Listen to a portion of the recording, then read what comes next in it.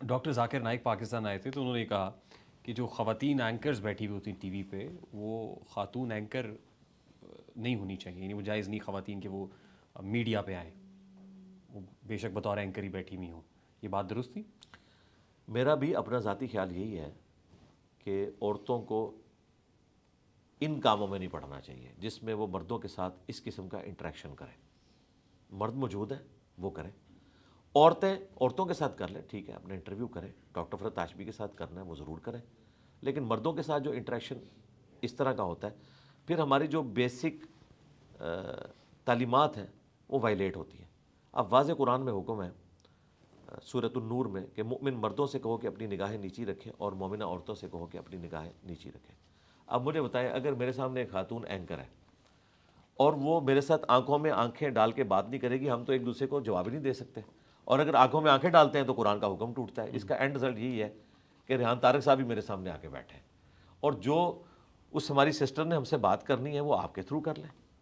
اور اگر انٹرویو آپ نے کسی فیمیل اسکالر کا لینا ہے یا کسی فیمیل پولیٹیشین کا لینا ہے تو سامنے آپ فیمیل بٹھا لیں تاکہ ان جھنجھٹوں سے آپ باہر نکلیں. ٹھیک. ویری کوئکلی کوئی کوئکلی نہیں، آسانی سے کریں. ہو سکتا ہے اتنا کرٹیکل کوشچن ہو میں 5-10 منٹ اس میں بول دوں. نہیں، بس مجھے آپ سے کچھ مشورے چاہیے کچھ لوگوں کے لیے. لوگوں کے لیے؟ جی، کچھ لوگوں کو کچھ مشورے دینے ہیں آپ نے. اچھا چلیں، اگر آپ مناسب ہاں جی ظاہر ہے اب آپ آگے ہیں تو آپ کو ہم نے انٹرٹین تو کرنا. جو پہلا ہی مشورہ ہے، نہیں مشورے ہیں اس کے بعد ہم بیٹھ کے کنکلوڈ اچھا کرتے پی ہیں. لینا. جو پہلا مشورہ ہے سر وہ ساحل ادیم صاحب کے لیے. کیا مشورہ ان کو دوں میں؟ جی، مشورہ تو آپ نے دینا ہے. اچھا، ایک لائن میں دوں یا پورا لیکچر دوں؟ ہم آپ کے پاس آ گئے ہیں، اب آپ جو مرضی کیجیے. چلیں میں کوشش کرتا ہوں کہ ایک لائنر دوں. ساحل ادیم صاحب کے لیے میرا مشورہ یہ ہے کہ وہ اپنے غصے کو ذرا کام کریں.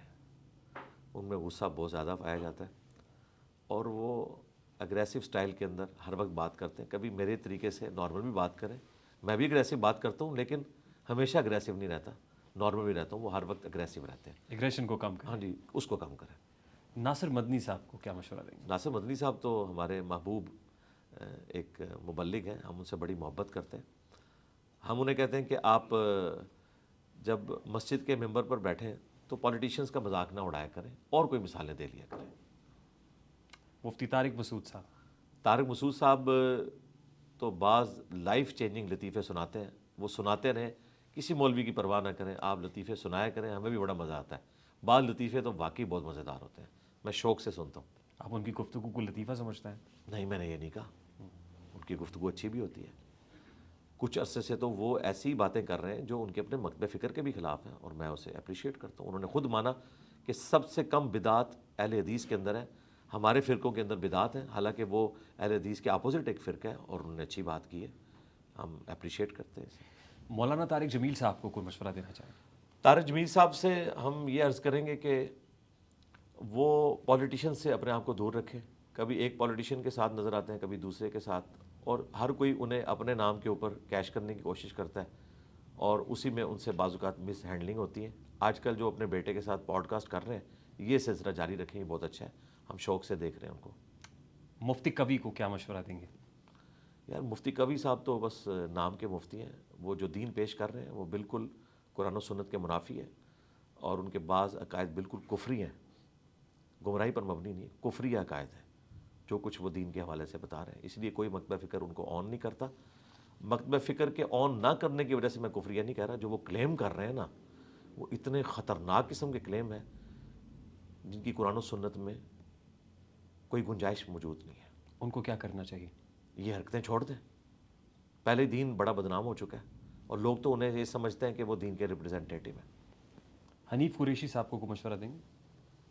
حنیف قریشی صاحب کو کافی ساری باتیں سمجھ آ چکی ہیں. ہم انہیں مشورہ دیں گے کہ آپ نے ہماری گفتگو کی ہیٹ کی وجہ سے جو چیزیں لرن کی اور آپ بیک فوٹ پہ چلے گئے تو اعلانیہ اسے ایڈمٹ کریں کہ ہم نے اپنے پرانے موقف سے رجوع کیا ہے. جن چیزوں کے حق میں ہم مناظرے لڑا کرتے تھے آج ہم ان کو غلط کہہ رہے ہیں تو یہ انجینئر صاحب کو کریڈٹ جاتا ہے. مجھے کریڈٹ نہ دیں، میرے لیے دعا کر دیا کریں اور دلیری کے ساتھ آ کے یہ کہیں کہ مجھ سے ماضی میں غلط ہوتا رہا. وزیر اعظم شہباز شریف صاحب کے لیے کوئی مشورہ ہے؟ شہباز شریف صاحب تو ایک کامیاب پرائم منسٹر ہیں جی، ان کی دعائیں ہمارے ساتھ ہیں، دین دنیا آخرت میں وہ کامیاب پرائم منسٹر ہیں. یہ میں نے ایک تفنن کے طور پر بات کی کیونکہ اسٹیبلشمنٹ کو وہ سوٹ کرتے ہیں اس پوائنٹ آف ویو سے. باقی ان کو مشورہ جو ہم نے دینا ہے، مشورہ یہ دینا ہے. مجھے اچانک یہ لگا کہ جیسے یہ پوڈ کاسٹ پاکستان ٹیلی ویژن پہ چل رہا ہے. نہیں ایسا نہیں تھا. مشورہ ان کو یہ دینا ہے کہ جب وہ اپوزیشن میں تھے انہوں نے ایک بڑی اچھی تقریر کی تھی اور عمران خان صاحب کو اس وقت کہا تھا کہ آئیں بیٹھ کے چارٹر آف ڈیموکریسی اور چارٹر آف اکانومی لکھ لیتے ہیں. کاش خان صاحب اس وقت یہ بات مانتے. شہباز شریف صاحب کی زندگی کی بہترین تقریر ہے جب وہ اپوزیشن میں تھے. تو آج تو ان کے پاس اتنا اختیار ہے اور وہ اتنے زیادہ سیم پیج کے اوپر ہیں کہ خان صاحب کبھی اتنے زیادہ اس سیم پیج پہ نہیں تھے.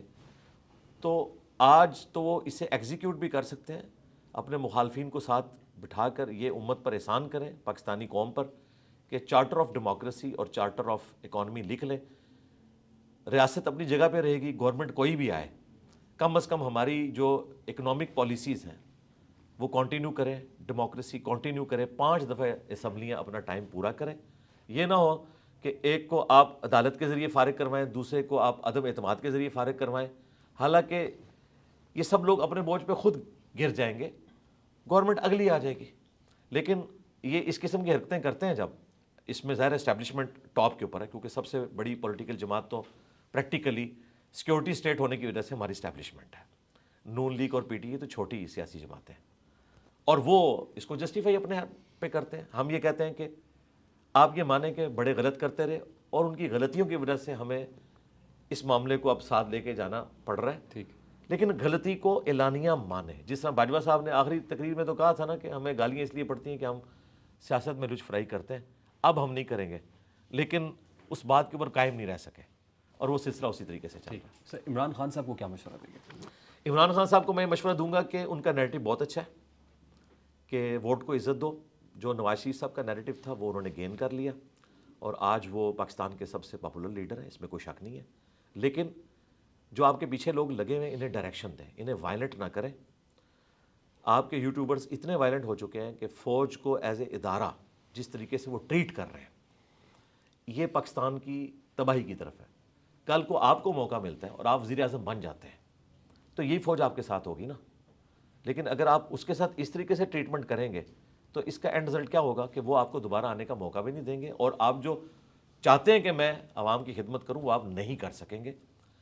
آپ فوج کے ساتھ کنفرنٹیشن اپنی وہ رکھیں، کوئی اس میں ہمیں اختلاف نہیں ہے، رول آف لا کی بات کریں، لیکن اس کی بنیاد کے اوپر پورے کے پورے ادارے کو جس طریقے سے اس وقت ٹرولنگ کے ذریعے کیا جا رہا ہے.